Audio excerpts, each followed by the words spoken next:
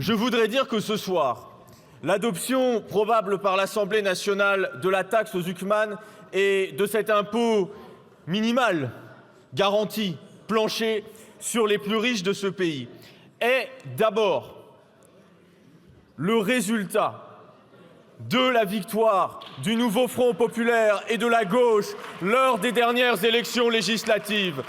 Si les Françaises et les Français n'avaient pas décidé de sanctionner durement la politique des macronistes et de vous balayer dans les urnes, alors jamais la composition de cette Assemblée n'aurait permis le résultat de ce soir.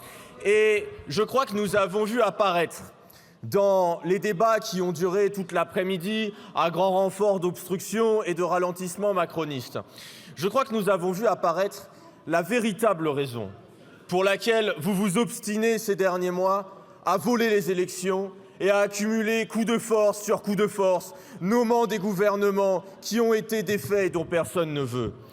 Si M. Macron a décidé de nommer M. Barnier, puis M. Bayrou, si M. Macron a refusé que le programme qui a remporté les élections s'applique, c'est justement pour ça, parce que vous refusez de partager les richesses, parce que vous refusez de prendre à celles et ceux à qui vous avez tant donné ces dernières années et qui ont tout accumulé. Oui, vous êtes les soutiens des plus riches, des ultra-riches, de voleurs. Je vous le dis, parce que ça, là est tout le sens de la question de ce soir. Vous nous avez dit non, on ne peut pas prendre tout ce qu'ils ont, ce serait confiscatoire. Et nous vous avons répondu.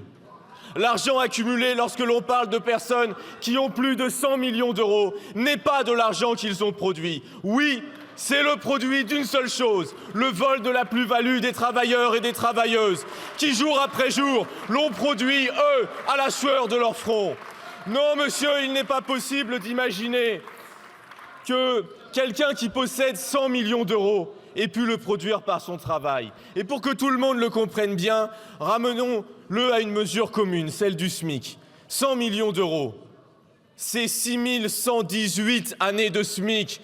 Personne ne peut produire par son travail 6 118 années de SMIC. Vous avez parlé de réalité à de multiples reprises, voulant nous ramener à la réalité des entreprises, disant que si cette taxe passait, alors l'économie s'écroulerait.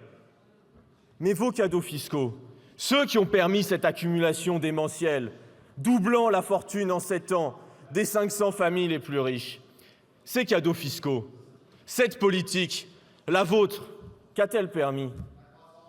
66 000 fermetures d'entreprises, le record en 2024. Aujourd'hui, 200 000 emplois qui sont menacés. C'est ça la réalité. Vous avez tout saccagé et vous avez même réussi à faire baisser les recettes fiscales nettes. Les seules qui augmentent, c'est celles que vous prenez aux plus pauvres. Ce sont celles de la TVA. Heureusement,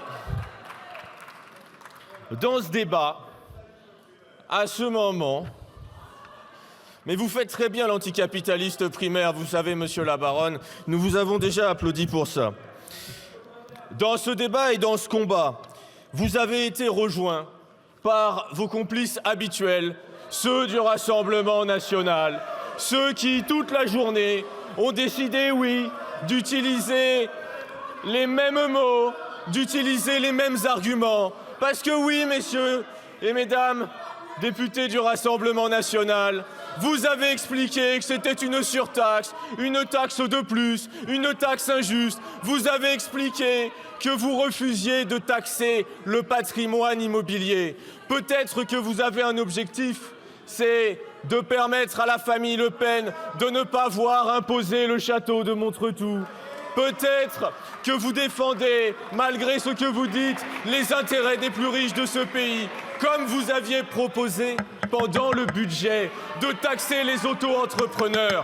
Et sachez-le, nous ne nous l'oublierons pas. Alors nous sommes fiers, aux côtés des groupes du Nouveau Front populaire, de voter aujourd'hui ce texte. Merci, monsieur le député.